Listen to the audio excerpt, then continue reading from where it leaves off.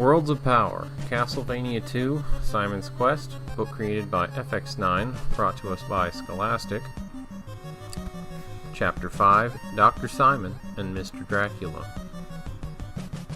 Simon Belmont was undergoing a transformation like nothing Tim Bradley had ever seen before. His back was bending over like a hunchback's and his fingers grew hairy. His nose lengthened and tapered to a point, his face thinning, his mouth drawing into a cruel sneer.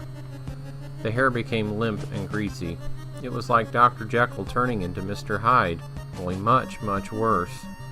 And the eyes. The eyes became narrow slits behind which pupils glowed like live coals in a furnace. They burned through Tim like laser beams edged with razor blades.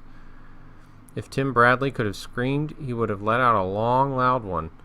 Unfortunately, he was so paralyzed with fear that he could barely move, let alone make a sound. Dracula was taking over Simon Belmont's body. Aha, you are a punny little nothing, aren't you? Blah. Why ever did Simon Belmont choose you? Blah. Asked Dracula's voice, coming from Simon's transformed body. I can see that my success in taking over his body is virtually assured. Blah. Oh, yeah? Tim blurted, breaking out of his freeze.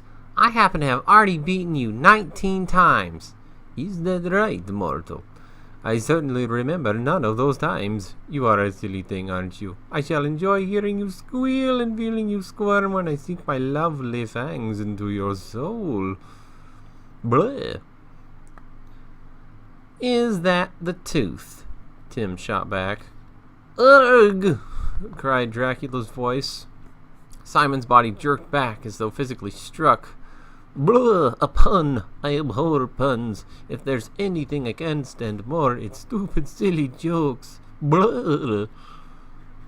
Really? Well then, Drac, maybe you'd like to know why a duck flies looking down. No. Simon's body shook with violent tremors. No! Blah! Stop or I shall tear you to pieces. Blah. Because he doesn't want you to quack up. The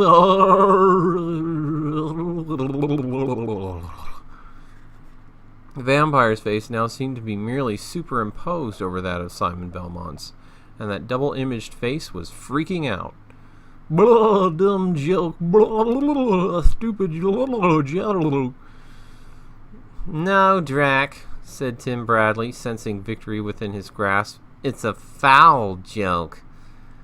The vampire's face contorted with outrage. His eyes bugged so wide they appeared as though they were going to pop out.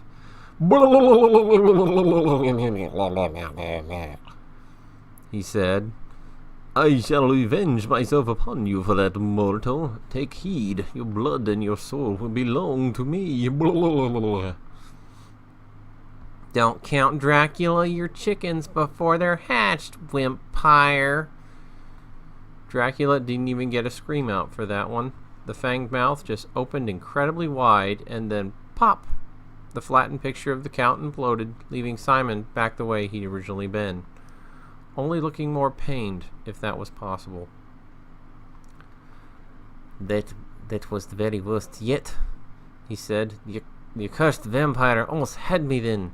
If not for you and your jokes, my new friend, I surely would have fallen under his sway.